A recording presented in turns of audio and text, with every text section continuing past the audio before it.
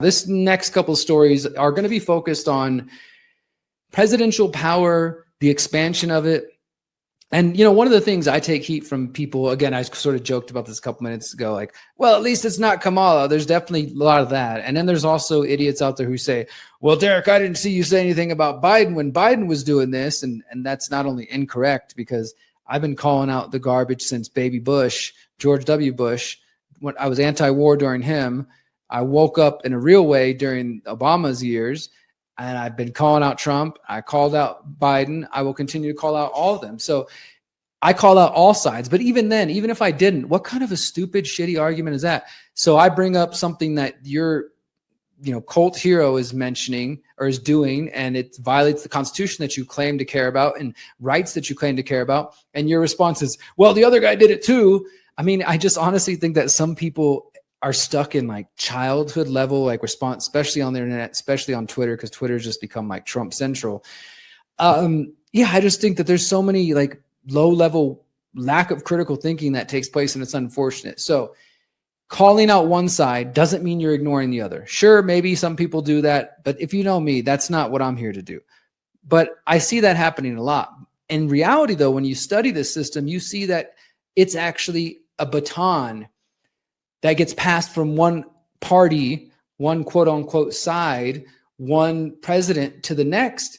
And that baton is the tool they use to smash liberties, civil liberties, privacy, freedom of speech, etc. Both parties are doing it. Presidents all the last 20 something years have been doing it, and they just build and build and build on each other. And it has only gotten worse, I will say, in the current era, but it really started in the last 25 years, of course, with 9/11 and with George Bush. So let's talk about this for a moment, because this is actually a reasonable piece written by the New York Times. It's an op-ed. If you can believe it or not, it's not a total shit opinion. It's something that I do encourage you to read, and it will be in the show notes. It's not just Trump. The presidency has become too powerful. And they go on here. This is, by the way, I just want to say, it's written by Jack Goldsmith, who's a former assistant attorney general under Bush. So he worked with the Bush administration. And he's an author of a newsletter about presidential and executive power. And I believe he is, comes from a legal background. Obviously, he was the assistant attorney general. But let's just read through a couple of lines here. Donald Trump's wrecking ball second term has revealed the full latent power of the presidency. His administration has done this most clearly in its comprehensive elimination of legal and norms-based checks inside the executive branch. Its systematic disrespect of judicial process, its extortionate abuse of government power to crush foes, and its destructive rhetoric and nastiness. Yet it is important to recognize that many of Trump's efforts to expand the powers of the office build substantially on the excesses of recent presidencies. The overall pattern of presidential action over the past few days reveals an escalation of power grabs that puts the whole country on a terrible course even before Mr. Trump took office. So right away, for the people who have Trump worship syndrome or Trump derangement syndrome from the other side, they're talking about more than Trump. But if you're not willing to be honest and acknowledge, okay, yes, Trump is kind of expanding executive power. Right now, you're saying, great, I love it because he's doing it to the people that I hate, not thinking of how this same power can and will be used against you later. And I've seen this happening, of course, with the immigration discussion. We're not going to get too much into that today. I think I've made it known that I don't support what Trump is doing. That doesn't mean everybody is innocent, but it definitely means that all people, yes, even accused gang members, deserve due process. And in fact, I was sharing the other day that, gang members become like the new terrorist, or during COVID, it was COVID extremist, anti-vaxxer, et cetera. And people were making excuses when we had videos of people being dragged out of their homes or forced vaccinated or just all kinds of crazy stuff around the world. And some people would say, well, they should have got the COVID shot because they're going to kill grandma. There's always going to be somebody to make an excuse. And right now, some of you are making an excuse and saying, well, he shouldn't have been a gang member, even though the government hasn't proven in every single case that people are gang members. And now people are starting to self-deport, and maybe you don't give a shit because you're blind, but that's exactly my point. You're supporting your own future enslavement by not questioning the expansion of political and executive power now. Because just because Trump is expanding it in a way that you like, then that sets the precedent for somebody who you don't like to do something that you're not going to agree with, and you're going to be crying about it then instead of fighting it now like a principled person.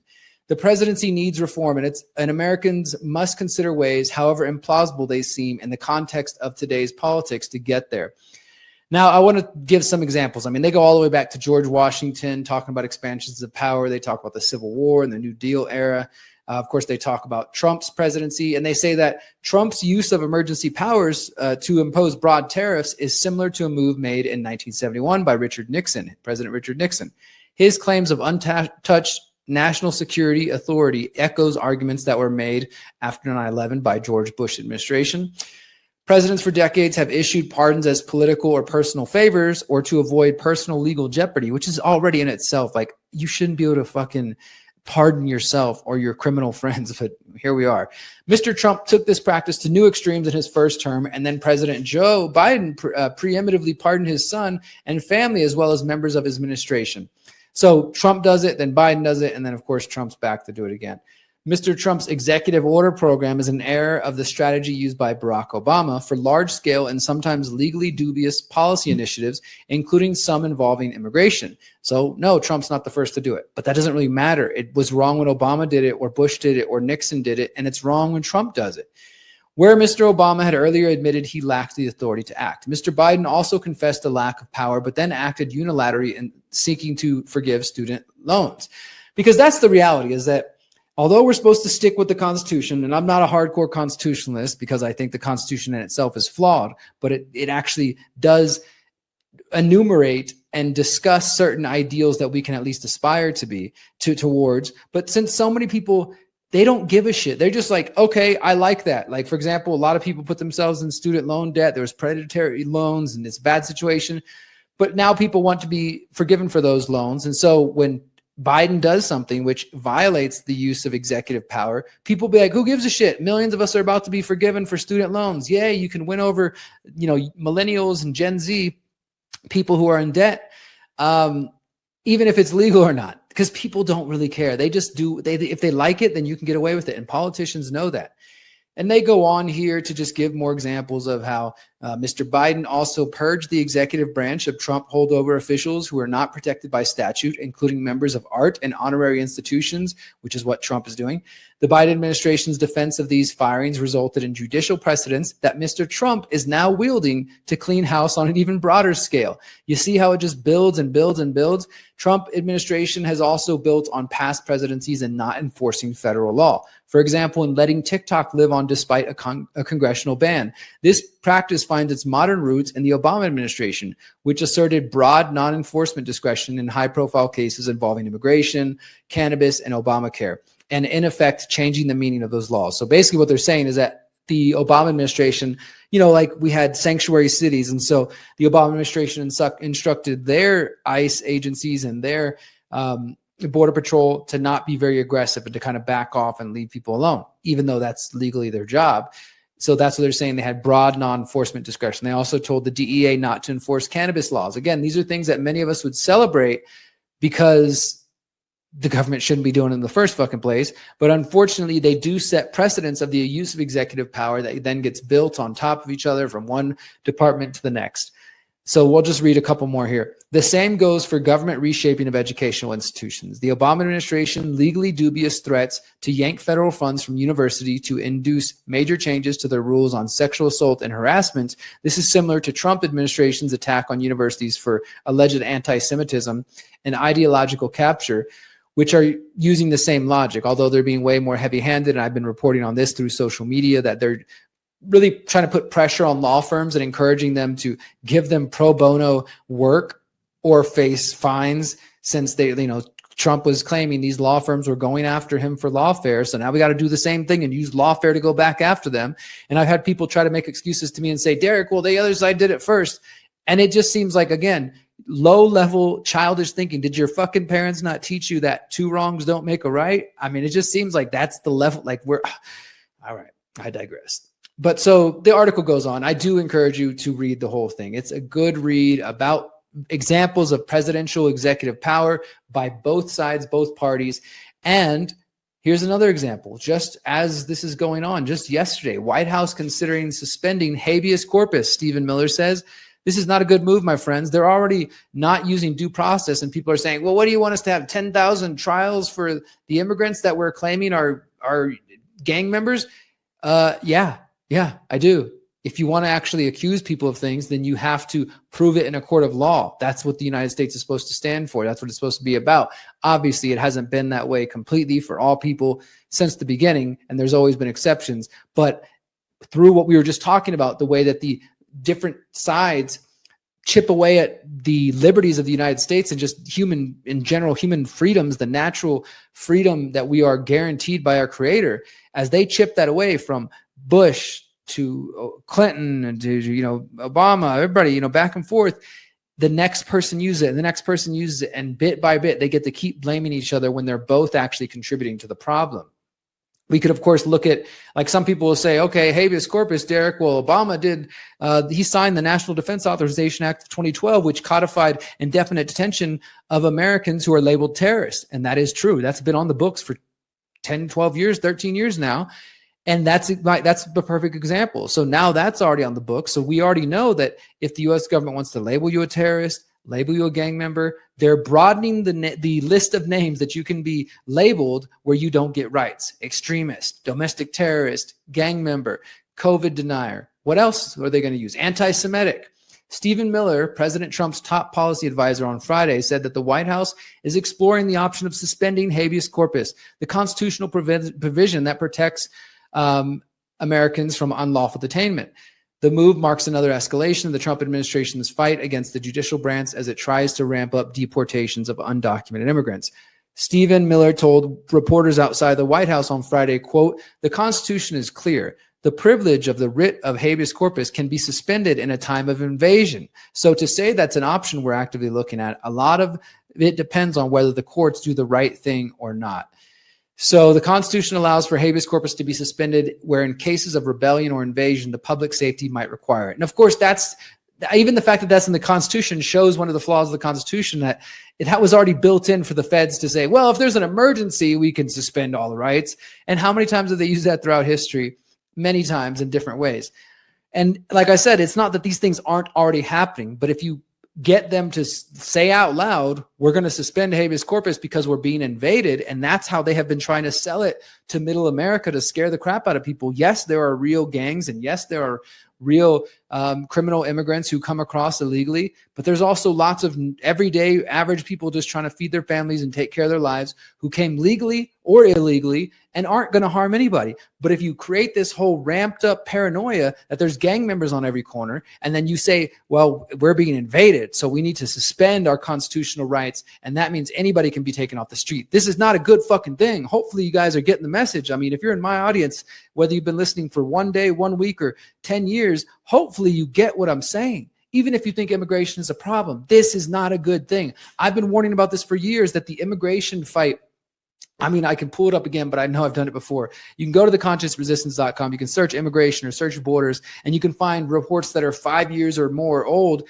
from when Trump was in office the first time. And I was saying that they were going to use the fight against immigration, which again is legitimate in some ways, against illegal immigration and the weaponized immigration, that they were going to use that in a way to empower the state. Look, you guys also know that I am an anarchist, that in my ideal world, the government would not be in charge of immigration. You would have your private property borders, and you could invite who you want to your private property, and nobody could say anything else about it. People could come over if they had a job or if they knew somebody, and that's about it. But I don't support the government being in power of borders. I think it's just not a good move. But I also recognize that's not where we're at.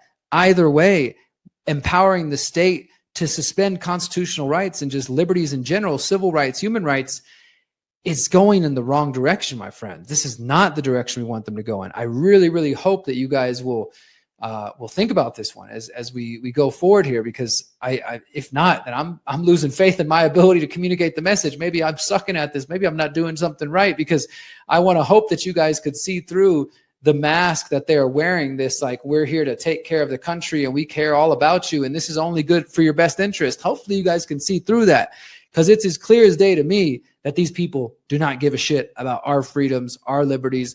They're not actually interested in protecting you. They use victims of illegal immigrant violence as props. That's all Trump does. I mean, maybe some of them care to some extent, but for the most part, they just want more political power. They want to expand their power. And the way they can do that is scaring the shit out of you, that immigrants are eating your dogs or eating your cats, and that there's gang members going to pop out of bushes everywhere you go. That doesn't mean there hasn't been any violence. That doesn't mean there's not any crime in some places. But it's also been hyped up and exaggerated to get you guys to be in this state of mind to accept the suspension of due process, the suspension of habeas corpus, and as we're going to talk about in the next story, the empowerment of the police forces around the country that Trump is trying to make obedient to him and create eventually a nationalized police force. All right, let's go ahead and continue to our next story. We're going to talk about more ways that the Trump administration is expanding the power of police. And I would also argue that for the most part, this is a thing that has been built up over each successive administration. Like we talked about before in the prior story, they each do this. They pass the baton back and forth and back and forth and over and over. And even though the left, the progressives, the Democratic Party have sometimes taken a stance of like, we're going to abolish the police, or we're going to, try to actually get accountability for police, which is something I believe in, they don't actually support that. They're, for the most part, the Obamas, the presidents, even the all the left-wing progressives that are in power, for the most part, some of them will say radical things, but they generally support the police and they won't go against the police. And I've seen this even on the local level in Houston, where I'm from. I mean, pretty much probably wherever you guys live, one of your largest political forces, and you might not even think of them as political, is going to be your police. The police department, they vote. They also fund and invest in political campaigns on the local, national, state level. And they are a huge lobby. So I've noticed this on the local level. People will not vote for someone who openly says, I mean, you'll get the radicals, but for the most part, people won't vote for somebody who says, I'm going to hold the police accountable. We're going to do this. The police will always take that as a threat. And they try to twist anybody who's even talking about police accountability as some like radical Marxist who wants to, burn all the police stations. And I'm not really, against that so much. Like, I think we could do better than the police. So, I would like something better, and I've written about that. But in general, we at least need accountability. We need accountability. We need sensible policies if we're going to have police. I don't think abolishing them overnight is going to fix things. I do think we could find better institutions that could serve similar purposes. But as they stand, they truly are a gang, and they are highly coordinated and highly funded. And what Trump wants to do isn't going to help any of that. So let's jump into this story. All right. So this one is coming from the Free Thought Project. Shout out to our friends over at the Free Thought Project, Matt and Jason. Building the standing army, Trump's new order hands military power to local cops. Supporters cheering now will soon regret it, as the machinery of control they are applauding will remain long after their political team falls out of power. And that's, again, exactly my point. Trump does something now, but it's going to expand and, it's going to be used later. On April 28, 2025, Trump signed an executive order titled Strengthening and Unleashing America's Law Enforcement to Pursue Criminals and Protect Innocent Citizens, which significantly expands the federal government's role in local policing, blurring the lines between civilian law enforcement and military operations. It authorizes the transfer of excess military equipment to local police departments. It increases federal funding for law enforcement and provides legal protections for officers accused of misconduct. Critics argue that this move will accelerate the militarization of the police and undermine civil liberties. And as I said, I also think this is part of an overall effort to nationalize the police force. Maybe we'll never truly get there in the United States, but eventually the lines do become blurred, and the funding coming from the federal government becomes so integral to the local police departments that it's unrecognizable if it's your local police force or if it's the federal police force. And also, I've heard from some conspiracy theorists out there who believe that many police departments are also adopting the color black. You may have noticed this. I'm not going to say every police force everywhere, but comment below. Have you noticed that in your area? Someone told me before they believe that's also part of the nationalization effort, that bit by bit, they're getting all the uniforms to look more and more alike. So then eventually, before you turn around, you just have a national police force. So the executive order mandates the Attorney General and the Secretary of Defense to increase the provision of excess military and national security assets in local jurisdictions to state and local law enforcement. This includes military-grade weapons, vehicles, and surveillance equipment, effectively turning local police forces into paramilitary units. Such measures raise concerns about the erosion of the Posse Comitatus Act, which prohibits the use of the military for domestic law enforcement. Matt also includes here, the founding fathers warned against the dangers of a standing army. James Madison stated, a standing military force with an overgrown executive will not long be safe companions to liberty. He also said, Matt says, the current trajectory of increasing police militarization echoes these concerns, suggesting a shift towards authoritarian governance. The implications for civil liberties. The executive order's legal shield for police accused of misconduct reflects a deeper shift towards a technocratic police state where accountability is replaced with institutional protection.